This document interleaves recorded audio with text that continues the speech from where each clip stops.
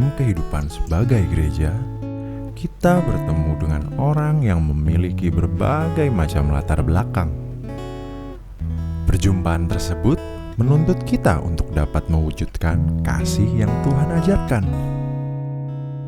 Marilah kita kerjakan kasih Tuhan dengan membaginya kepada setiap orang yang kita jumpai.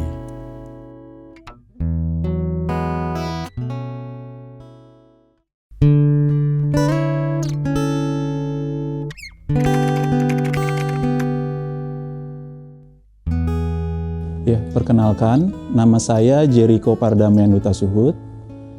Saya adalah anggota dari GKI Pengadilan Bogor. Sekarang saya melayani sebagai Ketua Wilayah di Wilayah 7 GKI Pengadilan Bogor. Untuk pelayanan wilayah sekarang masuk ke tahun kedua. Ya, kalau sukanya tuh pasti karena kita dikasih kesempatan untuk melayani. Kita boleh melayani jiwa-jiwa, secara khusus juga anggota atau simpatisan dari GKI Pengadilan di gereja ini. Kalau untuk dukanya, karena begitu sulit membuat para anggota ini tuh bisa aktif, bisa dengan rela hati melayani, yaitu menjadi beban tersendiri. Ya, secara khusus juga di wilayah, jadi kita pasti ada dropnya yang menjadi duka lah, kok susah sih untuk ngajak orang tuh bisa melayani gitu, untuk bisa aktif, itu dukanya.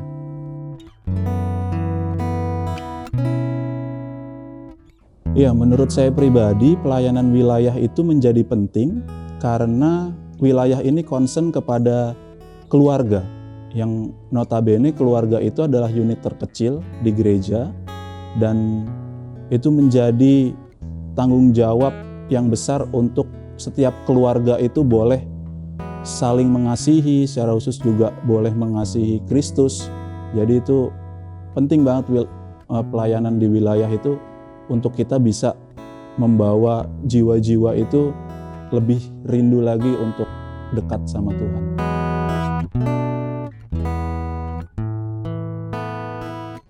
Yang pastinya karena tidak mudah ya, tetap semangat, dan juga kita boleh mengingat bahwa pelayanan kita ini tidak sia-sia, dan kalau kita sudah membuka diri dan membuka keluarga kita untuk melayani, ya kita juga harus siap kalau kita menerima hal-hal yang tidak kita inginkan, seperti kita bisa kecewa, kita bisa terluka, baik secara batin ya, secara khusus. Ya, kita terus jalani karena kita tahu bahwa Tuhan menjanjikan hal yang begitu luar biasa kalau kita bisa setia melayani.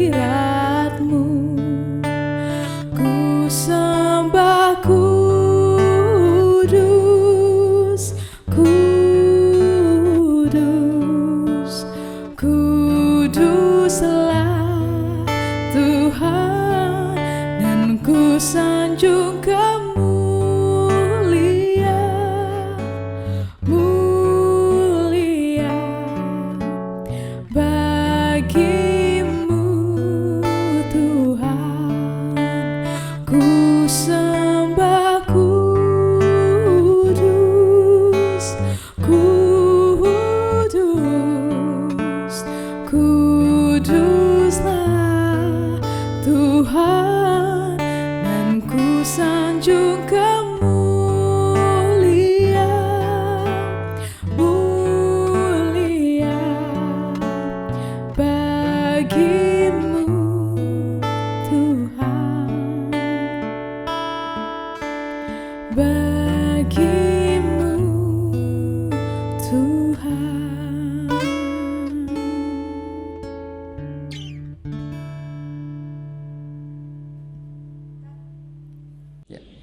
Selamat malam umat yang dikasih dan mengasihi Tuhan. Bacaan kita di hari Pentakosta pada hari ini terambil dari kitab Kisah Para Rasul pasal 1 ayat 8, dilanjutkan dengan Kisah Para Rasul pasal 2 ayat 5 sampai dengan 11 yang berbunyi demikian. Tetapi kamu akan menerima kuasa kalau Roh Kudus turun ke atas kamu, dan kamu akan menjadi saksiku di Yerusalem dan di seluruh Yudea dan di Samaria dan sampai ke ujung bumi. Pada waktu itu di Yerusalem diam orang-orang Yahudi yang saleh dari segala bangsa di bawah kolong langit.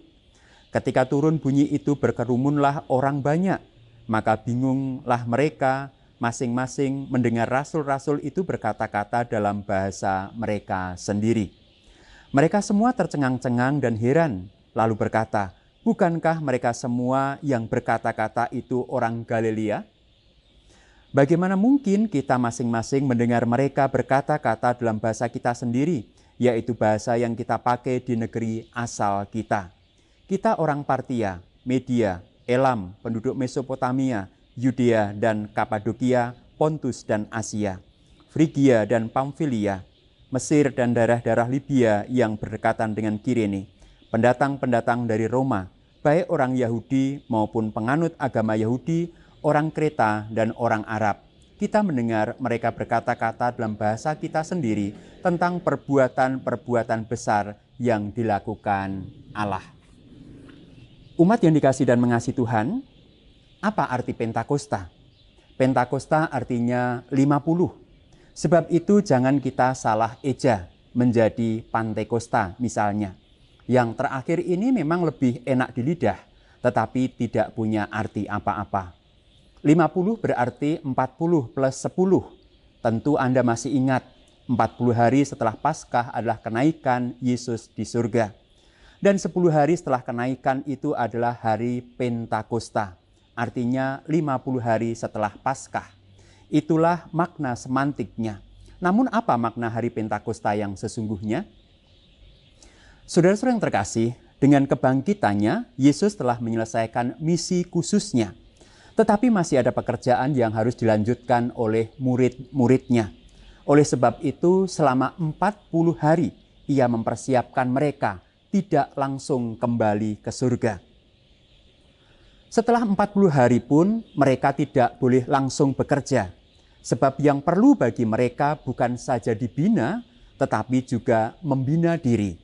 10 hari lamanya mereka mempersiapkan diri dalam persekutuan dan doa, mengendapkan pengalaman masa silam, membuka diri untuk menyongsong masa depan.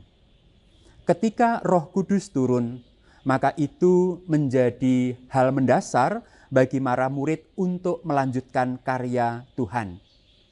Umat yang dikasih dan mengasihi Tuhan, apa sesungguhnya atau siapa sesungguhnya Roh Kudus? Roh Kudus adalah Allah sendiri, perwujud nyataan dari kehadiran dan kegiatan Allah yang terus-menerus di dalam dunia di antara manusia. Allah adalah Allah Maha Pencipta yang agung dan di atas semuanya. Tetapi Allah adalah juga Allah Maha Penyelamat yang dalam solidaritasnya yang penuh berkenan berada di samping kita melalui kehadiran Tuhan kita Yesus Kristus. Akhirnya Allah juga adalah Maha Penolong atau penopang yang menyertai dan menguatkan manusia dari dalam. Tidak hanya menuntun dari samping, tetapi juga menuntun dari dalam diri kita. Allah yang menopang dari dalam itulah Roh Kudus. Ia bekerja melalui seluruh kedirian kita, akal dan perasaan kita, tubuh dan kejiwaan kita. Jadi salahlah jikalau ada orang yang beranggapan bahwa orang yang dikuasai Roh Kudus itu mesti mematikan akal dan perasaannya. Sebab Roh Kudus malah justru ingin memanfaatkan akal dan perasaan kita. Akal dan perasaan yang tidak lagi menuruti keinginan kita, tetapi akal dan perasaan yang menuruti dan bersedia dipimpin oleh Roh Allah. Yang kedua, Roh Kudus bekerja di dalam kita untuk memberi kehidupan. Bukan saja memberi kehidupan. Roh Kudus adalah kehidupan itu sendiri. Ketika Allah mula-mula membentuk manusia dari debu tanah itu belum menjadi manusia. Bukan manusia, baru bentuk, belum isi. Lalu Allah mengembuskan nafas hidup ke dalam hidungnya. Demikianlah manusia itu menjadi makhluk yang hidup. Tanpa Roh Allah, manusia hanya bentuk, tanpa isi. Tanpa Roh Allah, manusia cuma debu tanah, rawan, ringkih, hina, dan rapuh. Juga bukan manusia. Jadi salahlah orang yang beranggapan bahwa fungsi utama dari Roh Kudus adalah membuat manusia berada dalam keadaan trance atau menggelepar-menggelepar, tak sadarkan diri. Fungsi utama Roh Kudus ternyata justru untuk menjadi manusia yang pada dirinya ringkih, lemah, dan mudah pecah itu menjadi benar-benar manusia. Penuh vitalitas dan kehidupan, penuh semangat dan gairah, kreativitas. Untuk apa? Untuk mampu berfungsi sebagai manusia. Yang ketiga, Roh Kudus bekerja di dalam kita untuk memberi penjelasan. Menjelaskan apa yang tidak jelas. Ketika Roh Kudus dicurahkan pada hari Pentakosta yang pertama, maka orang-orang dari beraneka tempat, asal, dan kebangsaan mendengar para murid berbicara dalam bahasa mereka masing-masing. Oleh Roh Kudus, saudara-saudara yang terkasih, jurang antar manusia yang disebabkan oleh kesulitan berkomunikasi melalui bahasa sama-sama dimengerti dan dijembatani. Sehingga yang semula tak dipahami, kini bisa dimengerti. Tak ada lagi bahasa suci, sebab setiap orang dihargai dalam bahasanya sendiri-sendiri. Jadi salahlah jika orang beranggapan bahwa fungsi utama Roh Kudus adalah untuk menciptakan bahasanya sendiri yang tak dapat dimengerti. Sebaliknya, fungsi utamanya adalah membuat apa yang tidak dimengerti, kini dimengerti oleh semua orang dan setiap orang. Jadi kalau apa yang saudara ucapkan tidak dimengerti oleh orang lain, berarti Roh Kudus tidak ada di dalamnya. Tetapi ketika bahasa dan ucapan itu bisa dimengerti, dipahami, diterima, menghadirkan sukacita, maka Roh Kudus hadir dalam bahasa yang kita ucapkan. Yang terakhir, Roh Kudus adalah Roh Allah yang bekerja di dalam kita untuk membebaskan manusia dari penjara-penjara primordialnya. Oleh Roh Kudus, para murid diberi kuasa untuk menjadi saksi. Perhatikan, di Yerusalem, di Yudea, di Samaria, bahkan sampai ke ujung bumi. Roh Kudus membebaskan para murid dari penjara keyahudian mereka, penjara kewilayahan mereka, bahkan dari penjara keagamaan mereka, menerobos keluar sampai ke ujung dunia. Umat yang dikasihi dan mengasihi Tuhan, itu tidak berarti bahwa ikatan-ikatan primordial itu jahat semata-mata, lalu dilenyapkan begitu saja. Bukan. Tetapi semua itu tak boleh membelenggu kita atau membuat kita menjadi eksklusivitas yang sempit. Roh Kudus membuka cakrawala, memampukan kita untuk menerima dan memperlakukan siapa saja sebagai sesama. Dirubuhkannya tembok antara kita dan mereka. Saudara yang terkasih, Roh Kudus juga memampukan kita untuk tidak terbelenggu masa lalu. Masa lalu yang pahit, menakutkan, pengalaman bersama dengan Yesus. Tetapi Pentakosta memberi keyakinan dan keberanian untuk melihat ke depan, melangkah ke depan. Masa lalu seperti pandemi menimbulkan trauma, tetapi kita tidak terpenjara di dalamnya.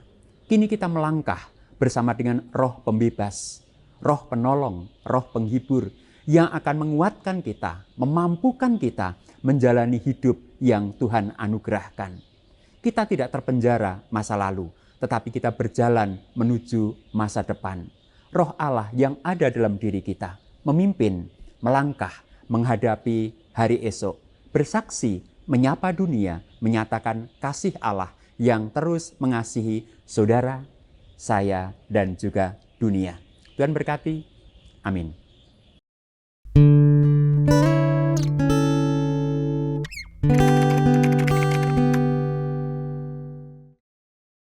Bapa dalam surga, kasih-Mu begitu luas, tidak hanya mengampuni dosa, berkorban, melayani, sabar, lemah lembut, peduli, namun juga berbagi. Segala berkat rohani dan jasmani telah Tuhan berikan kepada kami.